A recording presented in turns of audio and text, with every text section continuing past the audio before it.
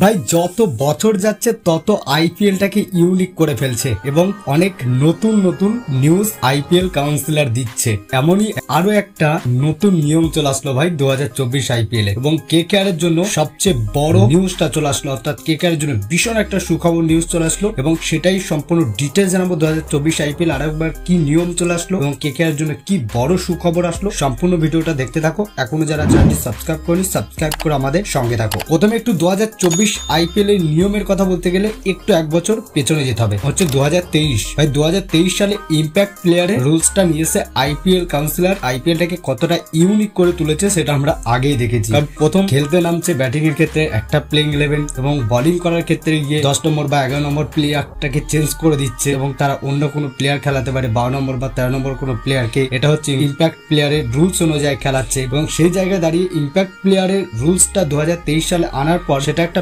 ভীষণ কার্যকারী হয়ে উঠেছে। আমরা 2023 আইপিএলে দেখেছিলাম এবং এইখান থেকে প্রতিটা টিম অনেক কিন্তু ভালো ভালো ফ্যাসিলিটি পেয়েছে। তাদের ব্যাটিং এর ক্ষেত্রেও তারা পেয়েছে এবং বোলিং এর ক্ষেত্রেও প্রতিটা টিম তারা ভালো ফ্যাসিলিটি পেয়েছে। কারণ এমনও পরিস্থিতি গেছে যে বলারটাকে হয়তো প্লেইং 11 এর বাইরে রেখেছিল কিন্তু তাকে আজকের ম্যাচে প্লেইং 11 এর প্রয়োজন ছিল, কিন্তু ইম্প্যাক্ট প্লেয়ার রুলসটা এনে তাকে খেলিয়ে দিতে পারছে এবং সেই বলারটা ঠিকঠাক কাজেও লেগে যাচ্ছে সেই টিমের জন্য এবং এতে ম্যাচগুলো অনেকটা ইউনিক হয়ে উঠেছে এবং ম্যাচগুলো আরো বেশি জমে যাচ্ছে প্রতিটা টিমের সঙ্গে প্রতিটা টিমের। এবং সেই জায়গায় দাঁড়িয়ে সত্যি একটা দুর্দান্ত ইম্প্যাক্ট প্লেয়ারের রুলসটা আইপিএল কাউন্সিলর নিয়ে এসে ভীষণ কার্যকরী করেছে। ঠিক এইভাবেই 2024 আইপিএল এ এবার কি করলো, যেখানে হচ্ছে শুধু ব্যাটসম্যানদের হাতেই একা ক্ষমতা থাকলো না, এবার কিন্তু বলারদের কাছে আরো একটা অস্ত্র যুক্ত করে দিল আইপিএল কাউন্সিলর। কেন বলছে এই কথাটা? কারণ ভাই যখন ম্যাচগুলো লাস্টের শেষের দিকে পৌঁছে যায়, একবারে হয়তো 20 বা 18 রান দরকার থাকে, তখন ব্যাটসম্যান 4 ছক্কা মারে এবং 4 ছক্কা মেরে ম্যাচগুলোকে জিতিয়ে দেয় এবং সেক্ষেত্রে বলারদের কাছে কি কি অপশন থাকে, যে সে যদি ফার্স্ট বলার হয় তার কাছে পেস বল করা এবং ওভারে একটা বাউন্সিং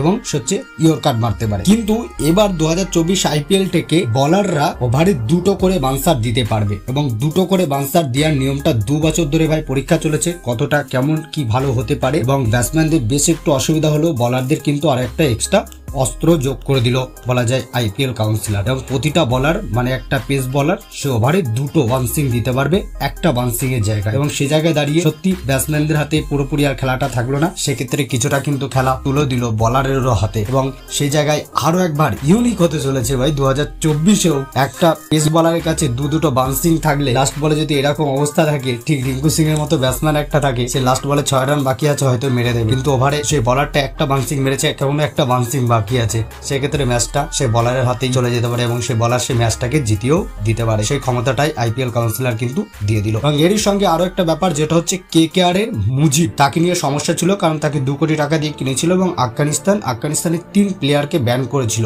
নবীনুল হক, মুজিব এবং পারকিন্স সারেকি, এই 3 প্লেয়ারকে যে ব্যান করেছিল এবং এই 3 প্লেয়ারের ওপর ব্যানটা কিন্তু আফগানিস্তান তুলে দিল। কারণ তারা 2024 জানুয়ারি মাস থেকে তারা বলে দিয়েছিল 2 বছর তারা কোনো বাইরের লিগ ম্যাচ খেলতে পারবে না। কিন্তু ইন্ডিয়ার সঙ্গে আফগানিস্তানের যে সিরিজ রয়েছে সেই স্কোয়াডে কিন্তু মুজিবকে দেখা গেল এবং তারা খেলতেও রাজি হয়েছে বোর্ডের হয়ে এবং সেই জায়গা থেকে আফগানিস্তান বোর্ড তাদের 3 প্লেয়ার ইন্ডিয়ান প্রিমিয়ার লিগ খেলার জন্য আমাদের ইন্ডিয়াতে চান্স পেয়েছে এবং কেকেআর হয়ে মুজিব চান্স পেয়েছে এবং সেই 3 প্লেয়ারের উপর থেকে পুরোপুরি ব্যানটা তুলে দিল। এবং এই মুজিবকে নিয়ে যে আমরা ভাবছিলাম অল্টারনেট কে খেলবে কেকেআর টিমে, সেটা আর ভাবনা নেই এবং সেই জায়গা থেকে 2024 আইপিএল কেকেআর হয়ে মুজিব খেলতে আসছে ফাইনালি। এবং এই হচ্ছে টোটাল নিউজগুলো তোমাদেরকে জানানো ছিল। অবশ্যই ভিডিওটা ভালো লাগলে একটা লাইক করে এবং চ্যানেলটা সাবস্ক্রাইব করে আমাদের সঙ্গে থেকো।